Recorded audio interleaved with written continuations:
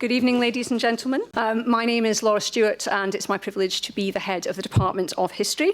Welcome to our annual Aylmer lecture, run in conjunction with the York Festival of Ideas. And I'd like to extend a warm welcome to those of you from outside the university, but also a warm welcome to the Dean of the Faculty of Arts and Humanities, Professor Duncan Petrie, whose support for our department is very much appreciated. History, as I'm sure you all know, was one of the founding departments of the University of York at its inception in 1963, and the Aylmer Lecture is named after the department's first professor of history, Gerald Aylmer. And like me, he was an early modernist. And I'm not saying to the incoming modernist head of department that all heads of department should be early modernists, but it is a thought. At the time of Professor Aylmer's appointment, the University of York was home to 230 undergraduate and postgraduate students and 28 academic and admin staff. And people are laughing already because you know what's coming next. Today, the Department of History alone has 900 undergraduate and postgraduate students and about 60 academic and admin staff. And now you're all rapidly doing the maths on the SSRs. What I do want to say, however, and this I think is an extremely important thing about what it means to study history at York, we remain deeply committed to making a university education accessible to people from all walks of life and whatever their background. And the Aylmer Lecture remains integral to our mission of making the very best historical research available to wide audiences. It is the department's very great pleasure to be hosting as our speaker tonight William Chester Jordan, Dayton Stockton Professor of History at Princeton University, New Jersey. Introducing our speaker and chairing the proceedings is my colleague Dr. Lucy Sackville, an expert on the High Medieval period with a particular focus on heresy and the Inquisition in southern France and northern Italy. Lucy's first book, Heresy and Heretics in the 13th Century, was published in paperback by York Medieval Press in 2014. From 2014 until 2019, Lucy was investigator on a major Arts and Humanities Research Council project alongside Professor Emeritus Pete Biller with us this evening, and Dr. Sheila Snedden, who I'm not sure if she's with us. Sheila, hello. And my goodness, they gave it a long title. The title of the project is The Genesis of Inquisition Procedures and the Truth Claims of Inquisition Records, the Inquisition Registers of Languedoc, 1235 to 1244. It was definitely about the Inquisition. Meticulous and painstaking work to produce an edition of the 4 earliest registers of the Languedoc Inquisition, surviving as 17th century copies, with an English translation is, I am told officially, near fruition. Lucy is also the co-editor with Pete Biller of an important edited collection, Inquisition and Knowledge, 1200 to 1700, published in 2022. Now, I'm just going to say before I hand over that I'm a British historian who uses British archives. And every summer, I see Lucy donning the sunnies, and off she goes to beautiful sun-soaked parts of Europe to think deeply about how people in the 13th century dreamed up innovative ways of interrogating other people about what they were thinking. At least I think that's what she's thinking about. So with no further ado, I'm going to hand over to Lucy Sackville to chair this evening's proceedings. Hello everyone, I'd like to second Laura's welcome to the department and to the university, and to also echo her great pleasure in being able to introduce Professor William Jordan to speak to us this evening, whose work will be familiar to anybody who has worked anywhere in the vicinity of the High Medieval period.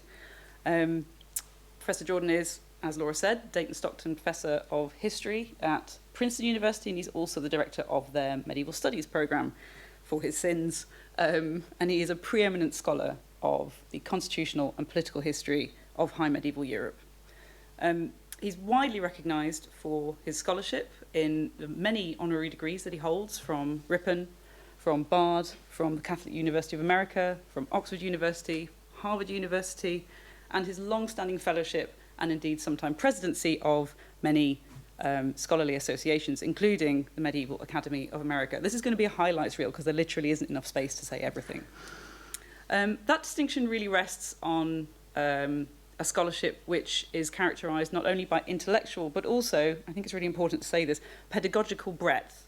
Professor Jordan has edited some encyclopedias of medieval history for primary and secondary school children, and undergraduates will be familiar with and very grateful for his excellent textbook, Europe in the High Middle Ages. His scholarship is as wide-ranging as it is incisive.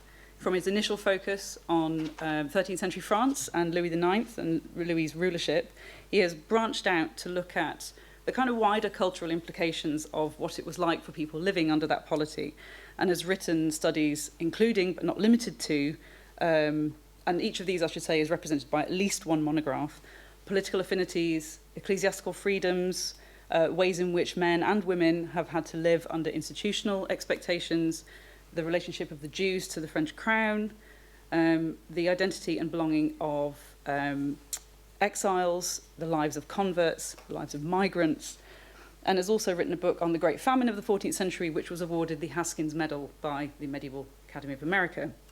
If that were not enough, he's also edited volumes on things like corruption through history, and one for Helen, wherever she is, one on human and animal relations through time.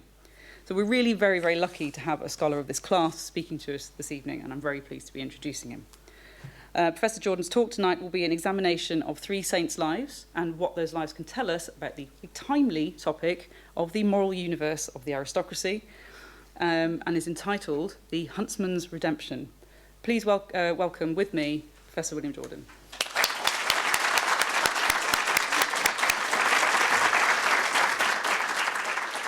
Thank you all very much for coming.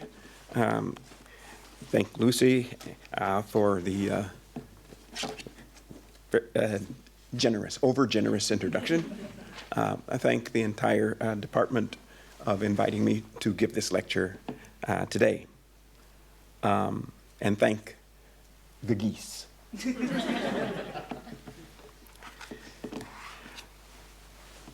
Aristocratic bearing, or more simply knighthood, is a central motif of courtly literature in the Middle Ages. For chivalric romance, in Geraldine Hing's words, to be truly a man is to be a knight. It is also the backdrop for many medieval tales of a huntsman's redemption, because authors did not merely assert the aristocratic character of the men whom they depicted, they demonstrated it emphatically by representing them in their enjoyment of one of the knightly pleasures par excellence, the chase, which in Richard Almond's words, involved much elitist ritual, making it suitable as a courtly pastime, and especially emblematic of the glorification of the exercise of power that the successful chase projected. This was the case in medieval Europe, but not only medieval Europe. Elsewhere in the pre-modern world, the same sentiment prevailed, as is suggested, for example, by the African proverb, "Until lions have their historians, tales of the hunt shall always glorify the hunter." Male aristocrats and the writers who extolled them and their style of living regarded the hunt both as training for war and in peacetime as a substitute for war in the European Middle Ages. The same can be said of the tournament, jousting, and certain other expensive and dangerous games and sports. These goals, military training and playfulness, of course, were not mutually exclusive. A youth honed his skill even as he played. He also became familiar with the dangers and rituals of the mounted chase in this form of sport. The great aristocratic hunts required both woodlands, where the game roamed freely, and open spaces where the hunters could pursue their prey. Beaters, typically local adolescent peasant boys who gained a free lunch and earned a few farthings or trinkets for their labor, roused the great beasts from their dens and lairs and drove them with terrific noise into the fields. There, the hunting dogs and the hunters on horseback gave chase. Success meant bringing the game down with the sharp, penetrating thrust of a lance. If the hunter's blow injured without killing the animal, it behooved him to dismount and dispatch the beast, put it out of its misery with the dagger swipe across the throat. Thereupon, the handlers gathered the dogs together, and the skinners, having eviscerated the prey, threw the liver to the eager and the baying hounds. The largesse to the dogs had its counterpart in lordly generosity to the peasant villagers, whose cultivable fields the aristocrats may have run down in their pursuit.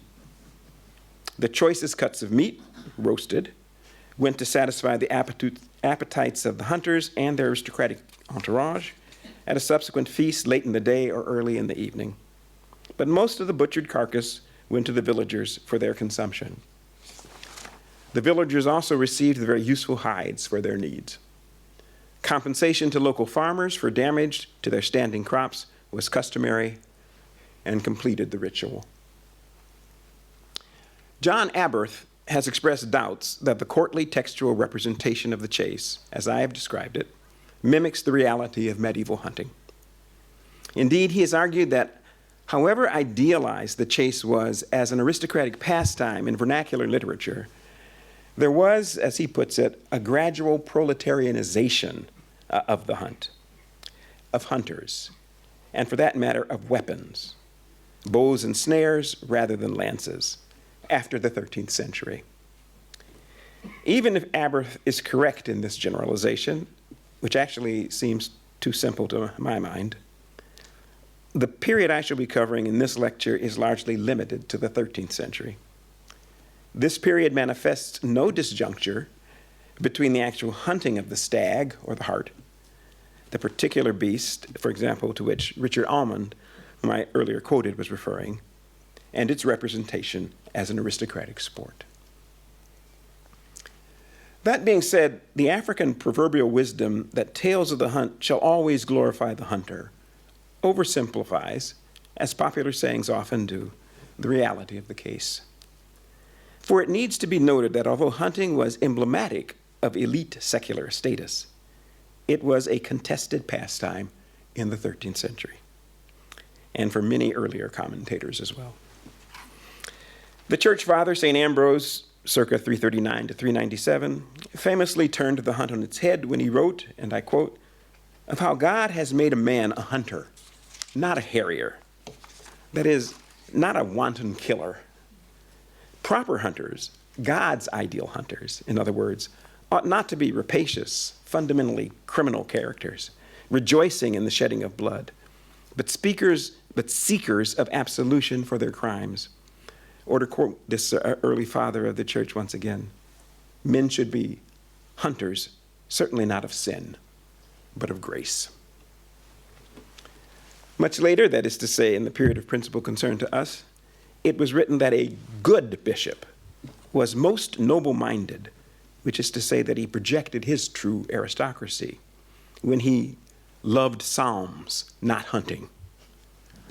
Those clerics, on the contrary, who ministered to lay aristocrats in their households and engaged with them in blood sports like the hunt, sullied themselves, offended their sacred priestly office, and were on the receiving end of withering criticism throughout the Middle Ages. Given the long-standing vigor of these criticisms by the 13th century, any vernacular saints' legends of the period, directed to lay aristocratic audiences, which commenced with a hunt, would have conjured up the expectation of profoundly critical moral shortcomings. At the same time, according to the motifs most typical of such lives, the narratives also offered the opportunity to moralists to tell tales of redemption. Now, what I wish to do in my lecture today, as you might imagine from the précis provided in the publicity, is to examine closely certain sources, 3 clusters of sources in particular, that tell of such lives. The first consists of the legends of Saint Eustace, ancient tales circulating in vernacular verse versions and vernacular prose versions in 13th century Europe. The second set narrates the life of Saint Germain, a youthful aristocrat living in late antique Gaul, whose story was also popular in the 13th century. The third and final cluster of tales relates the tragic yet redemptive story of Saint Julian the Hospitaller. The events of his extraordinary life were narrated in various genres in the 13th century and have continued to inspire many modern retellings, most famously that of Gustave Flaubert. All of these lives offer a revealing entry into the moral compass of the medieval aristocracy.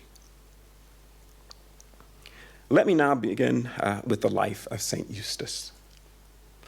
As I've already said, his was an old story, ancient in origin, but circulating in a vernacular verse version and a vernacular prose version in 13th century France, and contemporaneously in the vernacular languages of other regions. they told of a holy man, the Roman general Placidus, who lived during the reign of Emperor Trajan, that is in the period 98 to 117. A pagan of great standing, Placidus was savagely devoted to the hunt.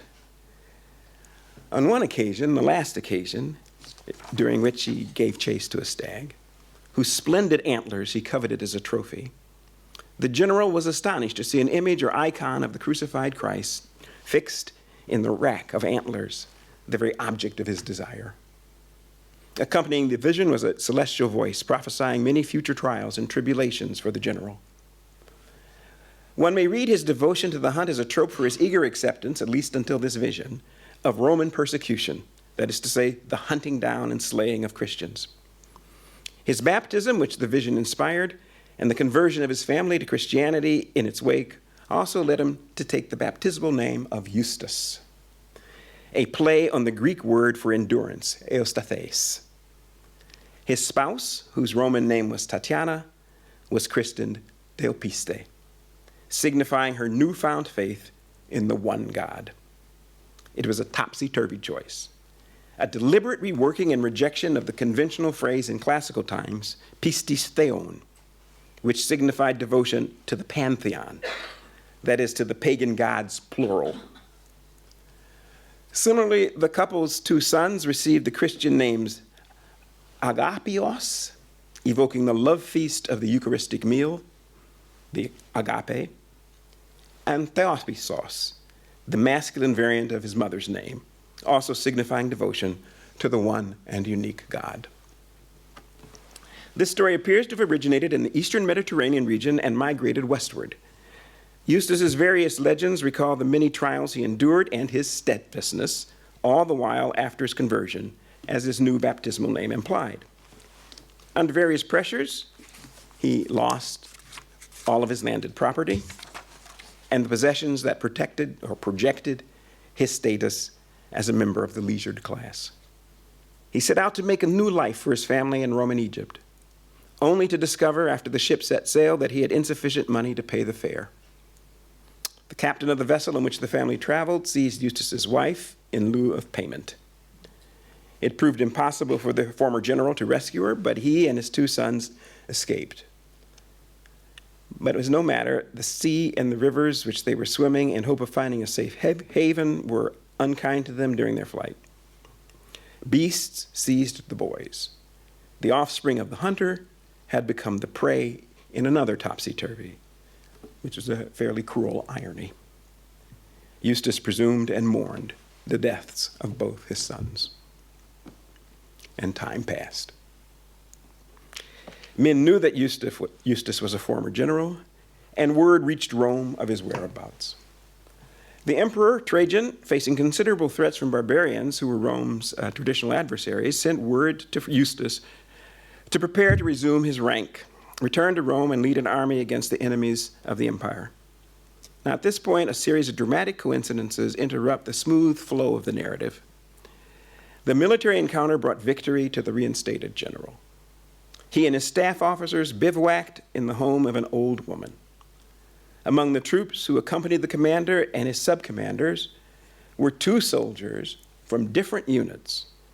And yes, I'm sure you probably have already guessed, they recognized each other as brothers, Agapios and Theopistos, who, wonder of wonders, had escaped the beasts, with neither of them, I repeat,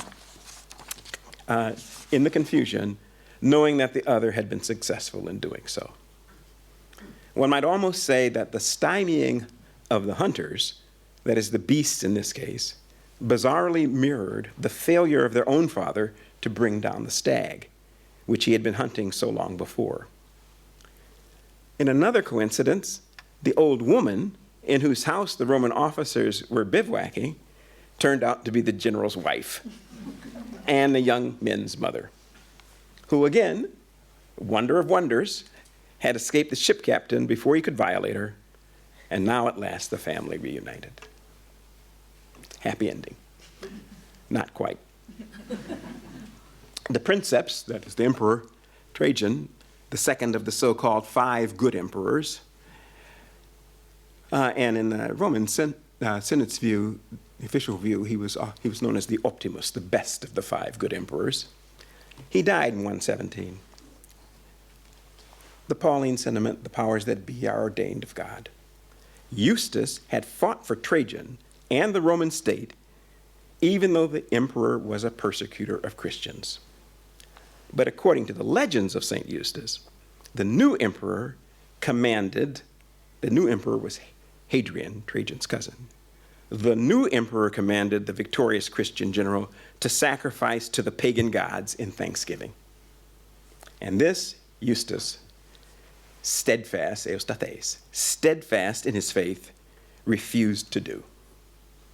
Neither would his wife do so, dedicated by her baptismal name to the one God, nor his sons, consecrated by their baptismal names to the one God and his Eucharistic feast. So Eustace was not to be the only target of Emperor Hadrian's wrath. The emperor had all the members of the newly reunited family cast into a lion pit. Once more, irony and topsy-turvy describe the outcome. The lions, hunters of the animal world par excellence, presented themselves supine before the former hunter and his family. Not to be deterred from his intent by the lion's prostration, Hadrian resorted to the sadistic torture of the brazen bull. The hollow bronze container, fashioned in the shape of an enormous bull with a large door lockable from the outside. Eustace and his family entered the belly of the bull. Imperial attendants fastened the door. They then oversaw the roasting of the Christian family to death. Their father's long journey toward, in a word, his hunt for redemption was complete. The trophy the spiritual hunter brought home was the crown of martyrdom. His and his family's admirers gathered the holy remains and interred them with devotion. Now, the old French prose vita, its rhyming counterpart, and the various other vernacular adaptations of the mid-13th century inevitably lost some of the wordplay of the original Greek. But the skeletal story remained more or less the same. There was a hunting party, General Placidus, in hot pursuit of a stag with an impressive rack of antlers, outdistanced his companions in his lust for the trophy. Once again, he had a vision, this time of the cross, not the icon of the crucifix, the cross in the majestic antlers. His wonder at the sight was matched by his intense unease at the heavenly voice accompanying the vision, uttering the command that he and his family accept baptism, and subsequently foretelling a life of consummate suffering. Reflecting the importance of the papacy in the 13th century, in this version of the story, the Pope himself assumes the role of baptizing the repentant hunter in this very early phase of Christianity, before it is the official language, of the official religion of the Roman Empire. Placidus, now christened Eustace, and his family then began enduring the foretold adversities, their impoverishment, the ill-fated voyage, the family members' separation, the probable violation of the former soldier's wife, and his son's apparent death from savage beasts. Those hunted by men, in this case, lion and wolf in the 13th century, now acting out the role reversal as hunters of men. A lonely and regretful 15 years ensued until Eustace's recall to Rome to resume his rank as general and to thwart the barbarian hordes. Thereafter, the 13th century legends tell the same story: the commander's victory, the scenes of recognition leading to the reunion of his family, the death of Emperor Trajan, his successor's failed attempt to execute the Christians with hungry lions, and then the successful murder of Eustace's family in the brazen bull. Death by unbearable heat, however, did not corrupt their holy bodies, which is a strong 13th century trope. Of all the motifs that weave through the legend of Saint Eustace, martyr, the most arresting, according to 13th century and later medieval sources, was his vision of the stag and the crucifix, or alternatively, the cross in its antlers. The image became universally popular.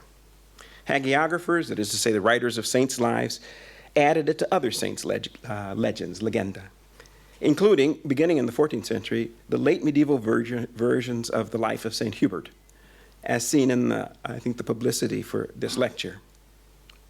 Hubert was a late 7th, early 8th century nobleman. His misguided passion for hunting led him to violate one of the principal temporal norms of the hunt, regulating the chase. He hunted on Good Friday, the day of the sacrifice of Jesus, the day of the redemption of humankind. Hubert recognized his coming retribution from the crucified Christ in the antlers of the majestic stag. His penitent life, serving others, and evangelizing the peasants of the great and gloomy forest of the Ardennes, whose inhabitants seemed, in a long enduring stereotype, almost as brutish as the wild beasts who roam their woodlands. It didn't end in dramatic martyrdom. Hubert died, bishop, in his sleep. The brutish men and women of the Ardennes became his priestly flock, and he the good shepherd. I don't have time to discuss St. Hubert's legend in detail, but I should mention that the rhetorical loops characteristic of the written lives, the vitae, of the hunter saints extended, in his case, as it also did in Eustace's, to his intercessory role. As Eustace became one of the patron saints of hunters, so too did Hubert, which is to say, medieval hunters, at least those who endeavored to follow appropriate regulations and to do so with appropriate emotions, invoked these two holy men as their protectors. And as an aside, and probably an unnecessary aside, breeders also gave Hubert's name to a proverbially faithful line of hunting dogs, St. Hubert's hounds, akin to bloodhounds. Now let me turn to the second principal subject of this lecture, a young man who was born and lived in late antique Gaul, the mid-4th century, near the city of Auxerre.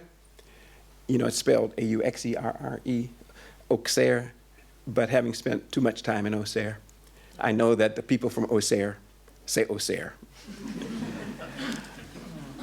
Can I tell a story that has nothing to do with this for a second? I was in Auxerre for 47 days one summer, using the archives every day except Sundays. Obviously, they're closed on Sundays. And it was hard. I got home back to Princeton, had 4 children. One was too little to be in on the joke. But I walked in and I said, I'm home. They were looking at television, watching television. One of them turned to me and said, have you been gone?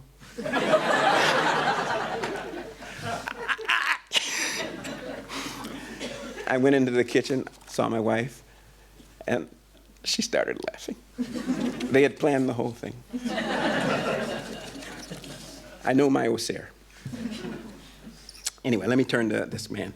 According to this guy, it's in Burgundy, as you know. According to his legend, his legendum, he was an aristocrat of great standing, one held in high esteem both by his social peers in the region and by the recently Christianized common people. He received his education at the finest schools in Arles and Lyon, in Transalpine Gaul, and latterly in Rome. He married a highborn aristocrat named Eustacia, steadfastness, an obvious evocation of the relevance of the legend of Saint Eustace to his own life story. After his marriage, he returned to Gaul to help rule the region. Leader of the people, by office he was dux, which is a term that typed him in medieval interpretation as a military man, a powerful knight. This youthful aristocrat, in Latin Germanus by name, was a hunter by choice. He pursued his passion for the chase with prodigious and grotesque gusto.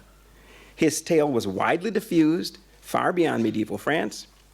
The protagonist's dedication to his pastime led him to the heights of hubris, a monstrous concatenation of killing beast after beast after beast for the pleasure of displaying their heads as trophies from a majestic tree to impress and overawe simple villagers.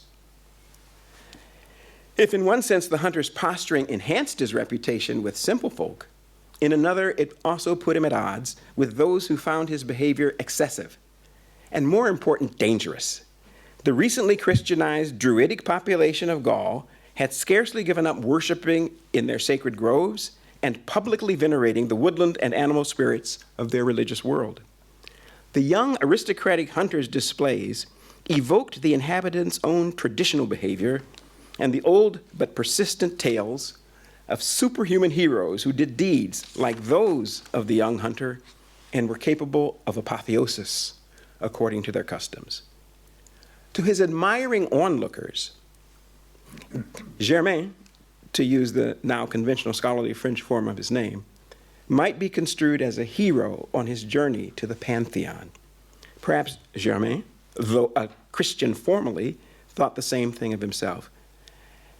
Perhaps even thought of himself as an avatar of Cernunnos, the Gaulish god, the lord of the animals, represented as antlered, like the great stags of the primeval forests. However, the youthful aristocrat met his match in the local bishop of Auxerre, only the fourth bishop to that time. This bishop, who had renounced his considerable wealth, was a future saint, Amator by name, from amor, love. He was the pastor who had love for his flock. He had Germain's great trophy tree felled, while the young man was out hunting. When the haughty aristocrat learned of this provocation, he erupted in absolute fury and confronted the bishop.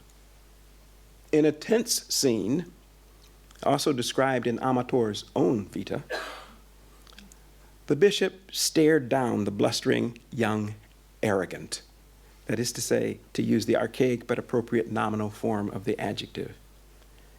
And he made him come to terms with his endangerment of the people's salvation, and especially with his own overweening pride. Penance, in Germain's case, meant putting aside his marriage, accepting the tonsure, becoming Amator's successor as Bishop of Auxerre, and rigorous, lifelong asceticism.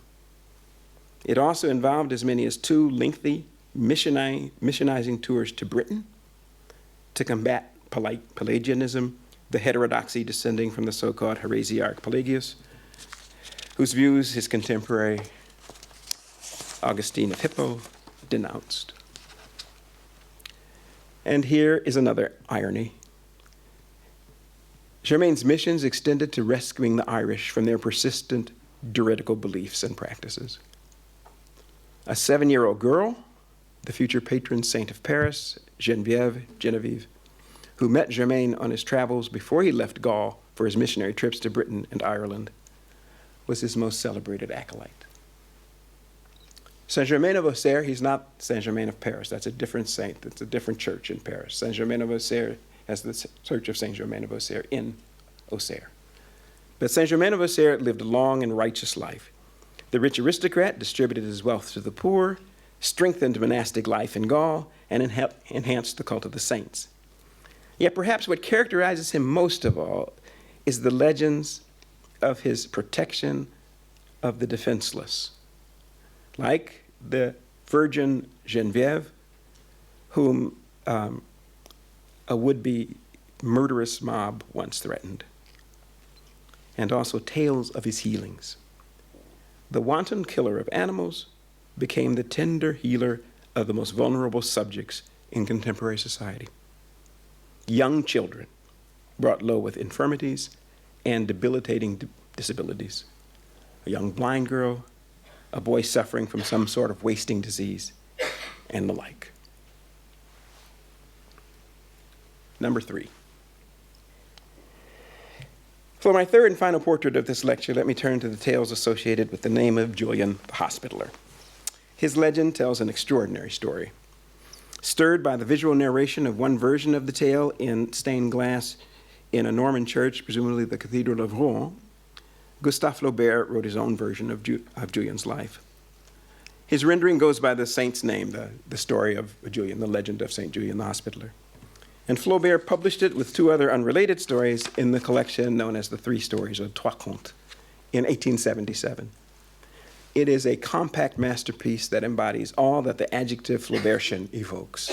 If you haven't read it, you're in for a delight. The powerful story explodes beyond the author's concise and precise prose and his gentle, unembellished presentation.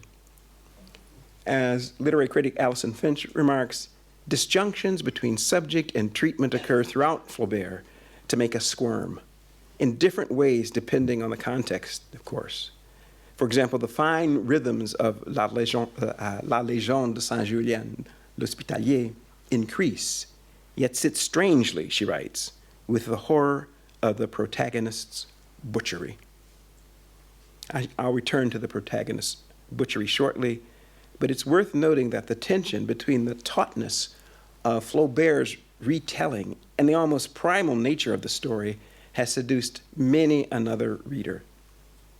In 1888, the then celebrated French composer Camille Aylmer based one of his operas, La Légende de Saint Julian the Hospitaller, on the tale. Critics consider this opera, which Aylmer described as a lyric legend, a légende lyrique, to be, I quote, undoubtedly his best work. The poignancy of the story may have given the composer, usually handicapped by a lack of melodic inspiration, according to one critic, just the sort of stimulus to transcend this weakness. Riccardo Zandonai, the Italian composer of the renowned music for the opera Francesca da Rimini, which premiered in Naples in 1914, also drew on Flaubert's conte for his Giuliano, first performed in 1928. Zandonai's own remark that he was completely taken by the legend testifies to its emotional impact. As one biographer put it, the work became the composer's most intimate opus. Like Flaubert's story and its operatic reworkings, medieval versions of the tale also convey extreme emotional intensity. Indeed, one might argue that this trait is particularly prominent in the radically shortened version in the 13th century Golden Legend, a widely circulated collection of abbreviated saints' lives, on which Zandonai's lyrics also drew. Now, certain 12th and 13th century sources, the Golden Legend being among them, which mention a Saint Julian associated with the charitable work of hospices or hospitals, raised the possibility that he was a holy man living at the time of the primitive church, born in either Gaul or Italy. Scholars doubt whether the authors of these works had access to trustworthy sources establishing the historicity of Julian.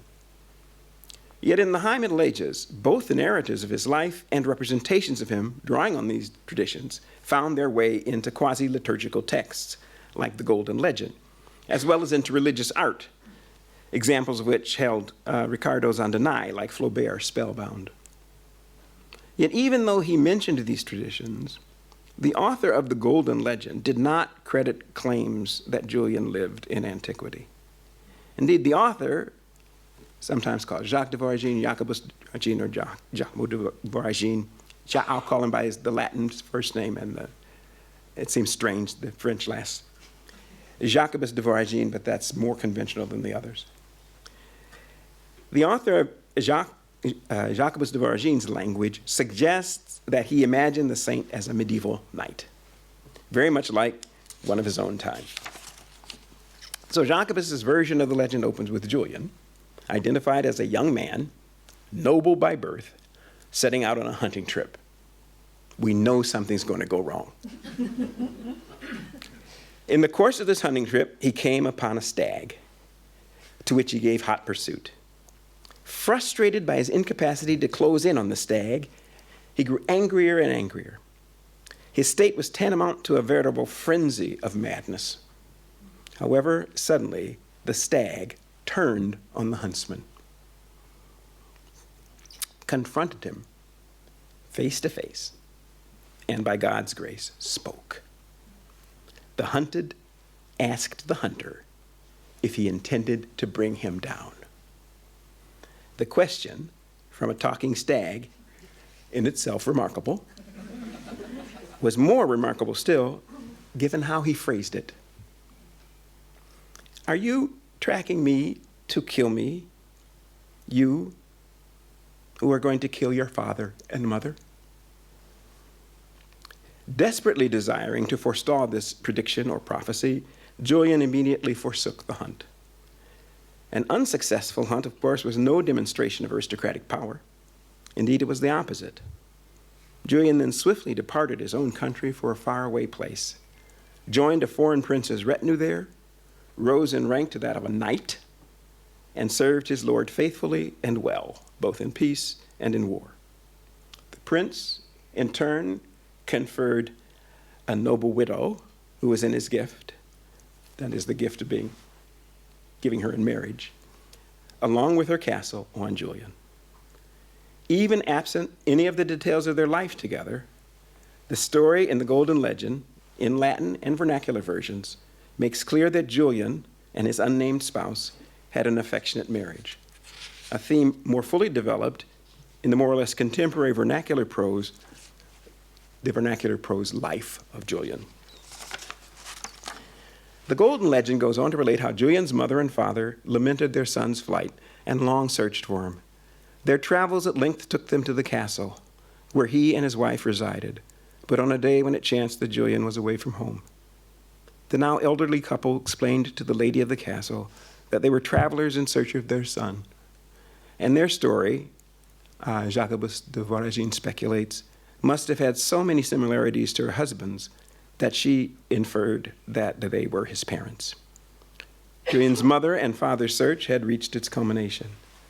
The woman whom they now knew to be their daughter-in-law, quote, welcomed them cordially, undoubtedly an affectionate allusion to having them dine with her, a gesture made explicit in another mid-13th century version of the legend, that of the English polymath and professor at the University of Paris, John of Garland. Julian's wife later offered the couple the lordly bed, where she, the wife, was accustomed to sleep with her husband. By implication, that's the best bed in the castle. This night, it was for the visiting couple. Tragedy, however, was the sequel to the parents' newfound happiness and expectation of greeting their beloved son. For the next day, Julian's wife, letting her guests sleep, set out early for church to give thanks to God. Unfortunately, while she was away, her husband returned. He found two persons lying in the bed, their identity obscured by the covers under which they lay.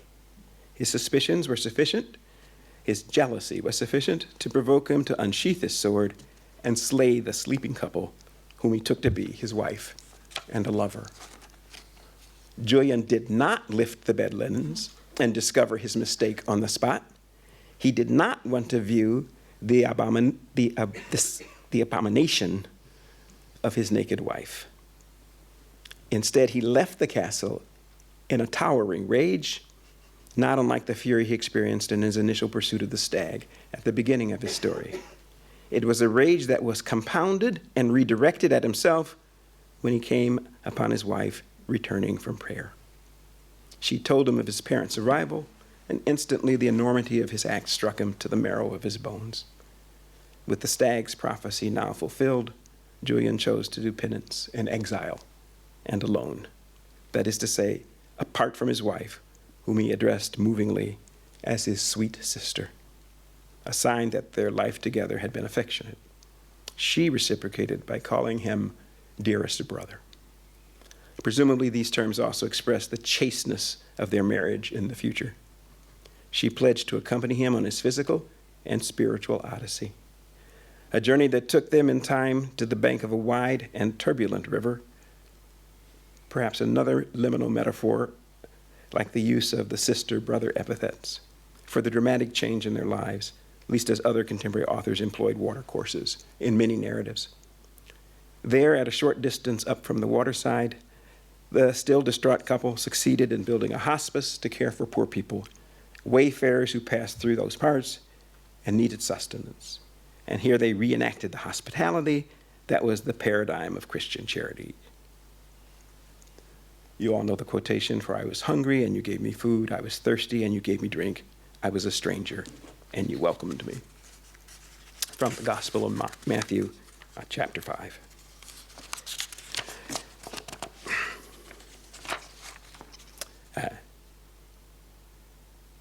chapter 25. They also began ferrying travelers across the wild river whenever the latter sought their help. A long time passed, that's the phrase used in one of the many lives. A long time passed. That was the price of penance. A much older and chastened Julian, always weary at the end of his daily routine, was resting one very frigid night when he heard a traveler's plea for help to cross the river. Nearly overcome with the bitter cold, the traveler made an affecting sight when Julian opened the door. The ferryman, that is Julian, came outside, lifted the man in his arms, and returned with him into his living quarters. A newly lit fire failed to warm the pitiable traveler, who seemed on the very verge of death, and whose appearance was leprous. John of Garland, in his version of the story, explicitly identifies the traveler as a leper. Hoping against hope to save the stranger, Julian lay him gently in his own bed, according to the 13th century prose life, and covered his body.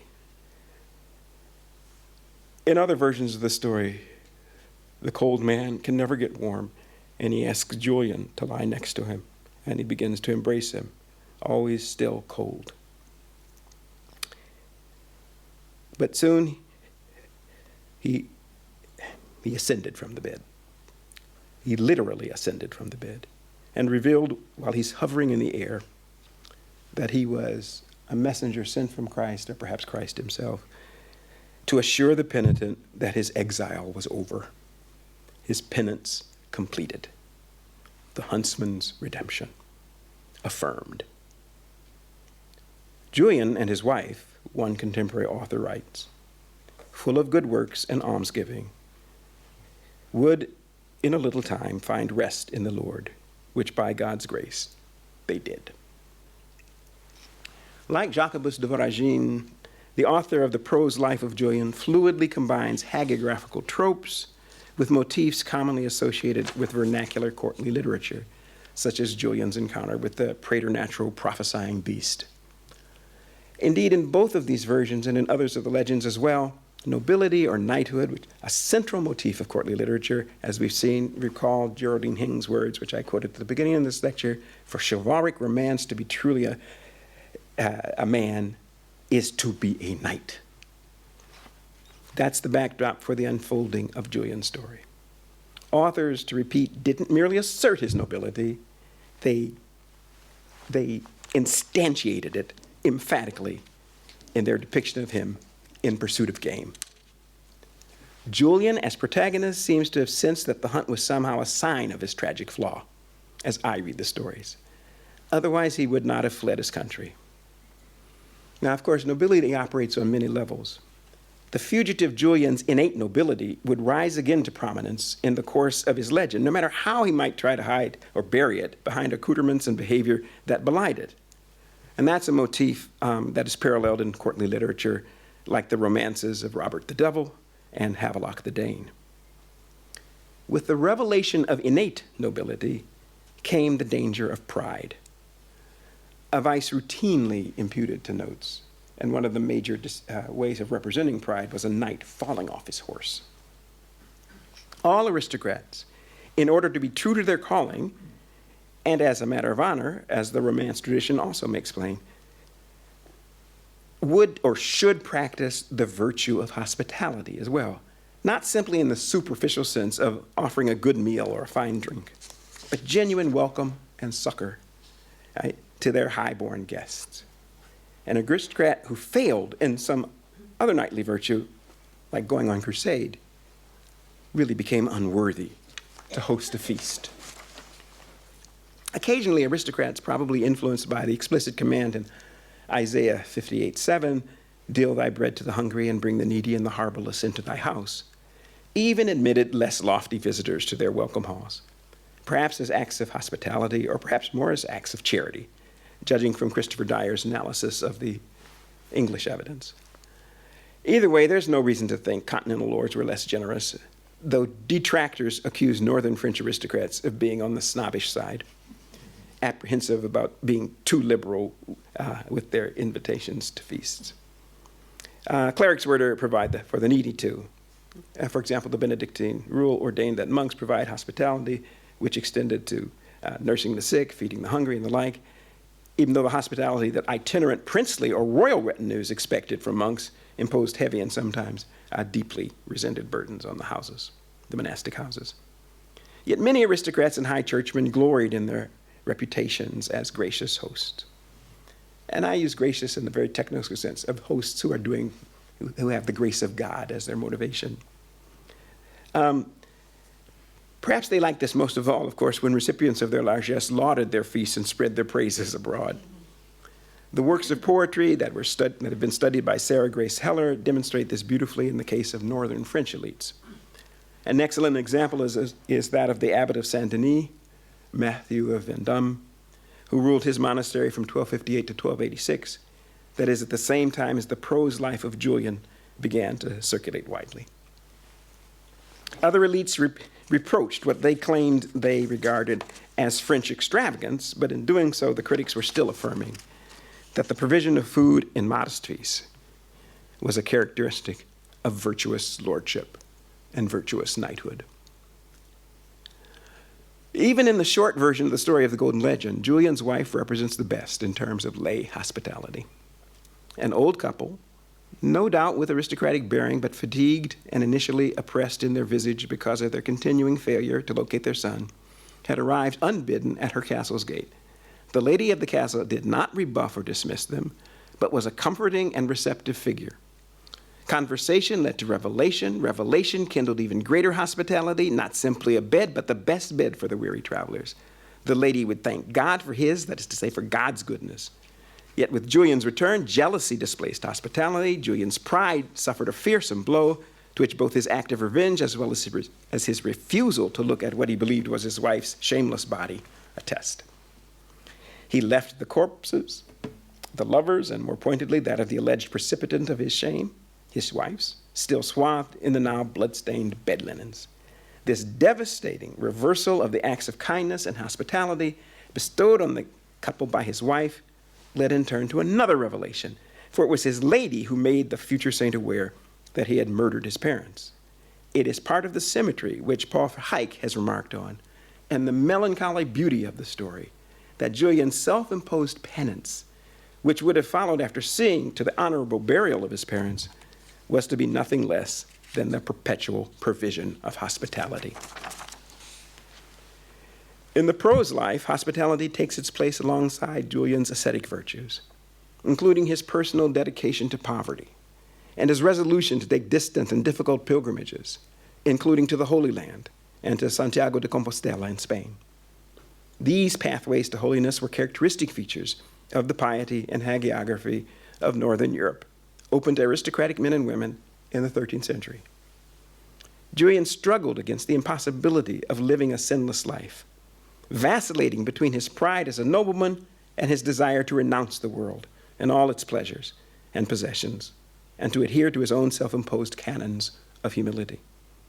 This is most poignant in the prose life, when Julian is repelled by the leprosy of his guest and hesitant to act. His wife shames him, but she shames him into holiness. The future saints focus on care for the poor and leprous, both in the Golden Legend and in the prose life, as well as in other versions of the story, provides readers with the culmination of his spiritual journey. This is the riveting encounter with the traveler suffering from the cold. His body, as I remarked earlier, and I've mentioned again and again, evokes leprosy. Lepers and leprosy are those whom medieval people called lepers, and the ills they suffered, including true leprosy, Hansen's disease. Lepers and leprosy were conceived as ubiquitous in France in the 13th century. The Bible and medieval attitudes were ambiguous. God loved lepers.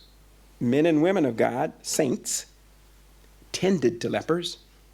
The King of France, who was a near contemporary of the author of the prose life of Saint Julian, was Louis IX, Saint Louis, whose biographers relate his dedication to comfort lepers and to help them in other ways. He restored their dignity by eating alongside them and sometimes eating from the same plate.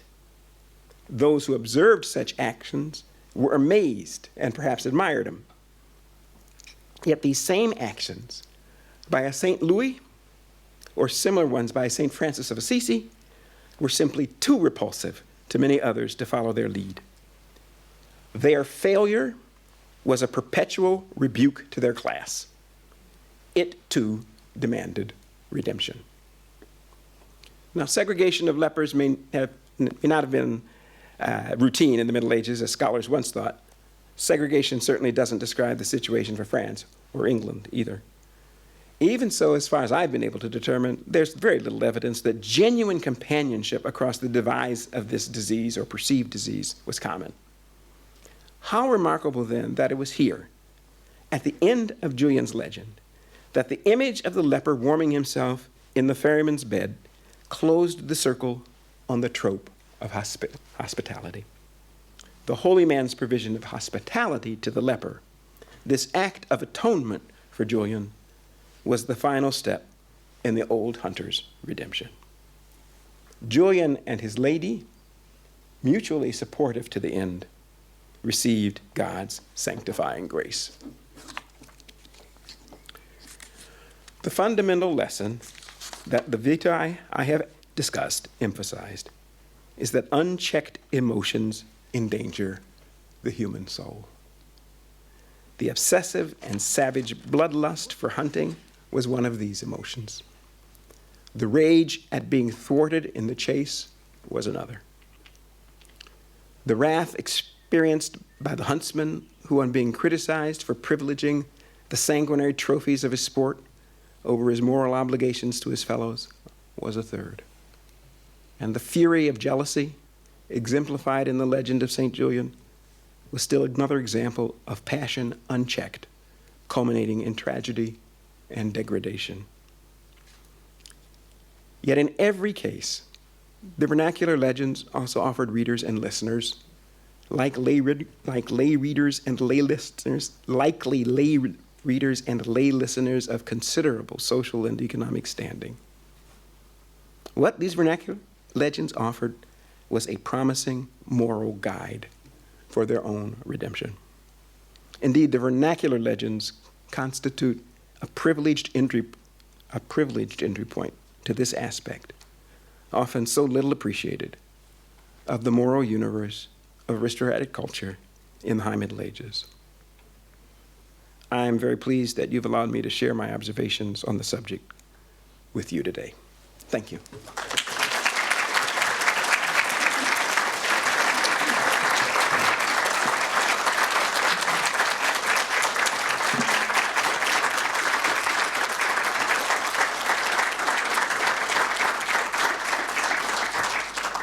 Thank you, Bill. That was wonderful. I think I'd just like to echo the long round of applause for that very fascinating and also very elegant paper. I think before we all run off to read Flaubert, I'm going to read it. I think we have a few moments for questions. I think, would you like to sit down? And no, you can stand here. You're going to stand here. Okay. I have a little jet lag. I might go to sleep. Okay. Thank you very much for your lecture. Very interesting indeed. I just happened to recently have been reading a famous work from the ancient Greek world, Xenophon's work on hunting. And I was quite taken by how important the idea of hunting with dogs and hunting in general was to high-ranking people. And I think Xenophon exemplifies that. Is Xenophon's work of any relevance to the medieval studies on the subject? I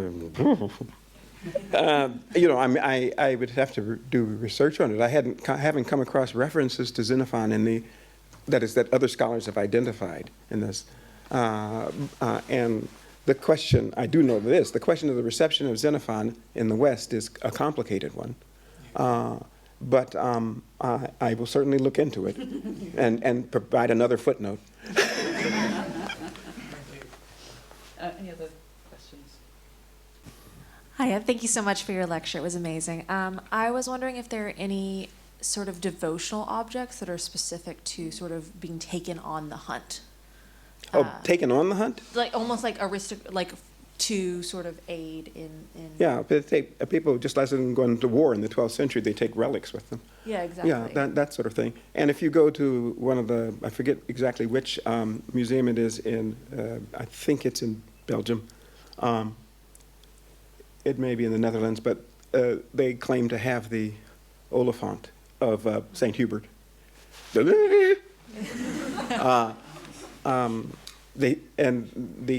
Unless they've changed the caption tag says, "We do not understand why this would be in the treasury or on the altar of where it was recovered from of a church." Well, that's because you haven't read enough.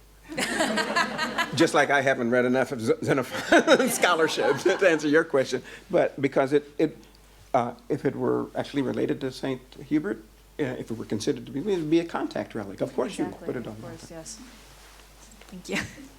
Hi.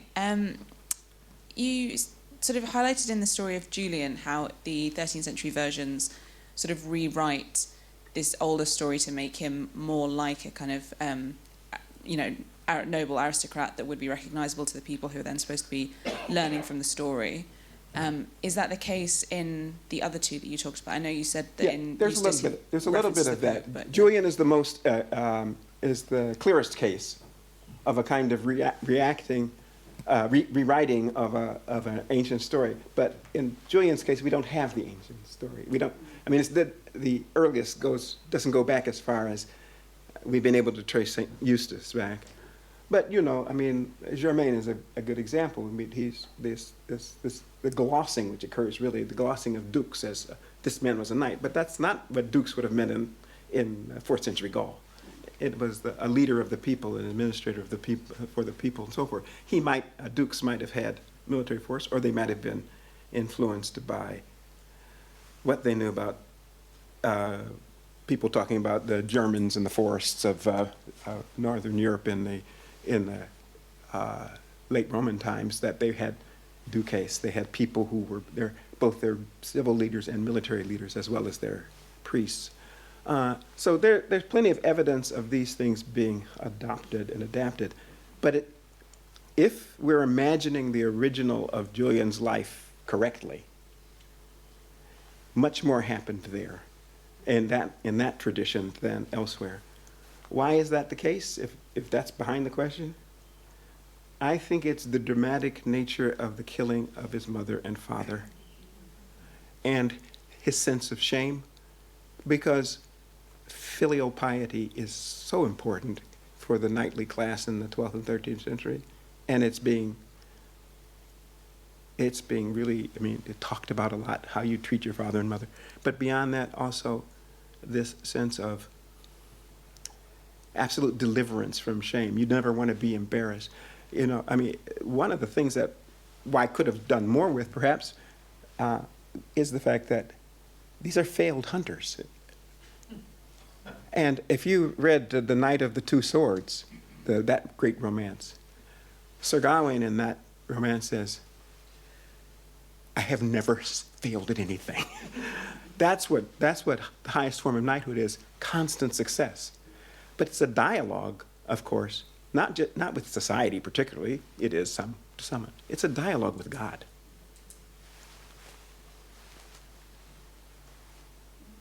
Hi, Pam. St Hubert's hound's still a thing, by the way. We've got some dog lovers in the audience. Are they still a kind of dog? What kind of what? St Hubert's hounds. No, the breed seems to have died out. Oh. I was struck that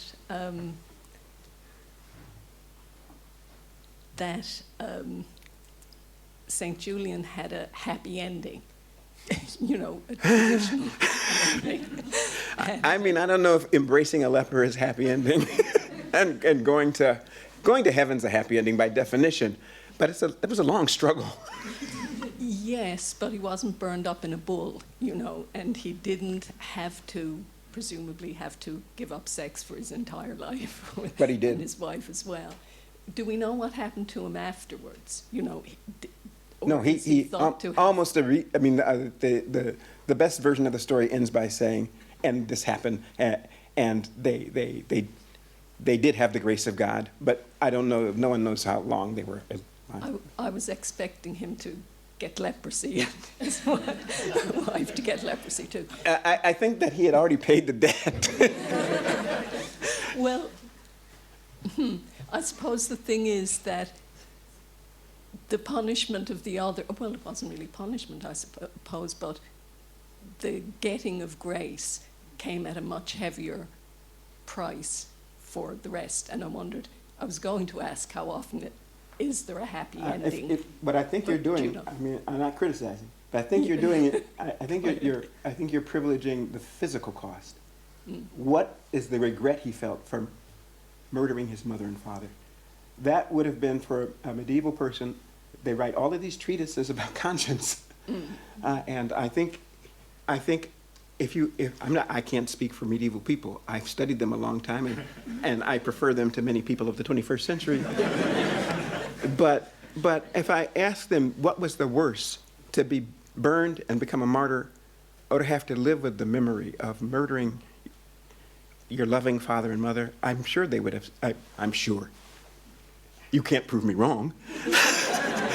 But I think they would have thought that was a much worse penalty to pay. Thank you for the lecture. Oh, thank you for coming. I was recently reading about quite a few aristocrats who, in the medieval period, who in wills would specifically ask that peasants or villagers would be recompensed for the damage they'd done whilst hunting in their fields. And I was thinking about that alongside tales you get of, say, monks that got off to university and then are scolded because they were engaging in hunting, which they shouldn't have been, and then had the tales that you were telling there. I was wondering to what extent you think there is an inherent sort of grappling with a contradiction that is at the heart of this between sort of the ideal of the aristocrat who is supposed to glory in the hunt and be successful, but then also is supposed to be a good Christian and therefore shouldn't really be hunting. He's a layperson. He can hunt, but he should hunt. I mean, my people in the 13th century, Aristotelians, everything in moderation. There's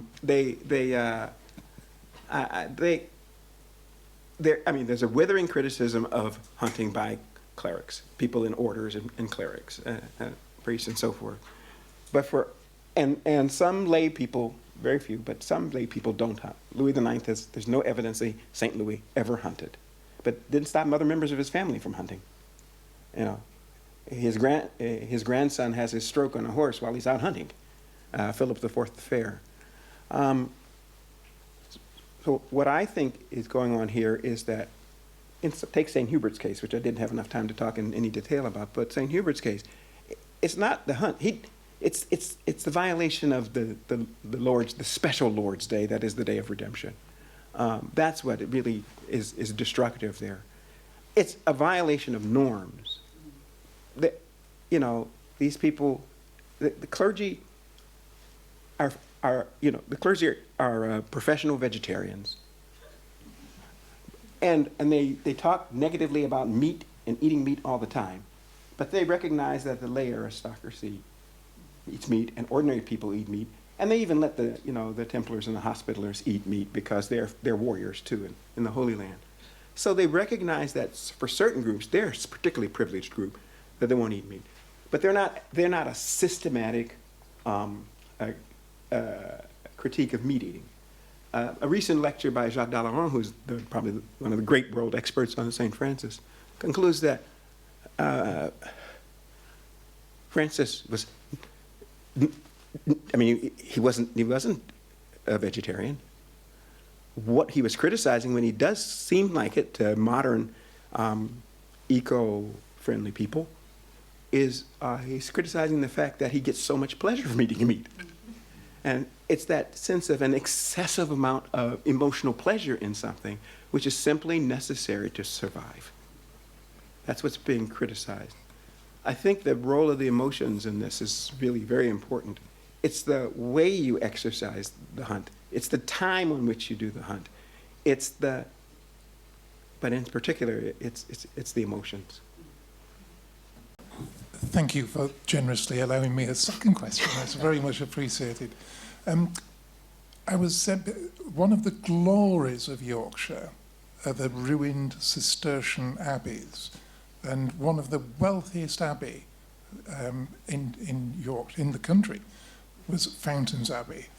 And my research on Fountains Abbey included an entry of, with Historic England of the remains of the wall around a deer park, and a substantial area that was a deer park, Fountains Park, and also a warren with a wall round the warren so that it made it easy to catch the rabbits. And I was just very surprised. Yeah, but you know, That the, could I just, and I'm nearly finished. Okay. I was very surprised that the abbot of Fountains Abbey had his own deer park, yeah. Presumably to entertain aristocratic guests. But why am I wrong in being so surprised? I don't know why you're wrong in being so surprised, but I mean, Jacques de Thierrine, the great Cistercian of the early 14th century, he was perfectly willing that if aristocrats visited and they had to have hospitality, you would, you know, he would have preferred them to say, while I'm here, I just want some, you know, give me some vegetables. But if they didn't, what he got angry with once, with the little Cistercian abbey of Le Roi, one of the oldest, but one Le Roi in the middle of France near Blois, was that when this didn't have a deer park, didn't have a big warren, but it had some pigs, which it marketed for, you know, to help do the things that the Cistercians did very well. But the aristocrats arrived and they said, we'd like some pork. Come on, do this. They said, well, we have to sell this. So they knocked the teeth out of one of the seller. You know, just give me, and they got, accusative case, duos porcos, 2 pigs. Okay, but that's the kind of, it's both brutal, right, physically brutal, but it's the emotion. I think it's the emotional motivation, it's the emotional context for that. I'm just so angry you won't give me the meat I want. That's the best answer I can give. I'm just quite entertained by the idea that you can build a wall and that will somehow contain rabbits. They dig. They do dig, but what do you do in a rabbit warren? Not that we should be talking about rabbit warrens here. But you dig up the soil so that they make their homes there. Then they won't run away. You have to make it pebbly and you dig it up, and, you know, because they're natural to the south, right? They're Iberia, and they were brought north, and the young are born with hairless. I didn't know you knew so much about rabbits. I'm an expert on the history of the medieval rabbit. Much of it is in the Great Famine. My book. That's a very good point. Yeah, I'm a rabbit man. I think on that note we should probably draw a line, but I think Laura wants to just close proceedings, if I'm right. So I'll hand over. Thank you very much.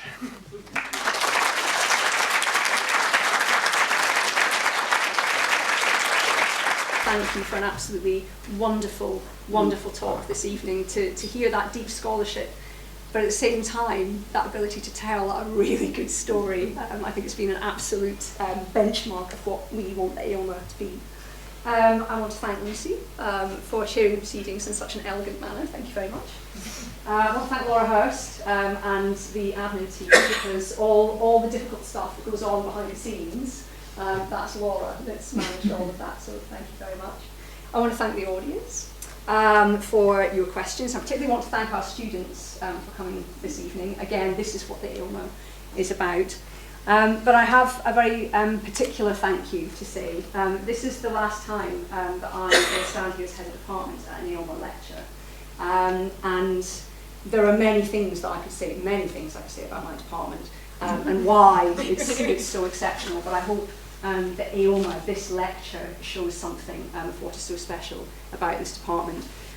We have been through a really interesting half decade together, and when you were speaking about what unchecked emotions might be doing to the soul, mine's in tatters.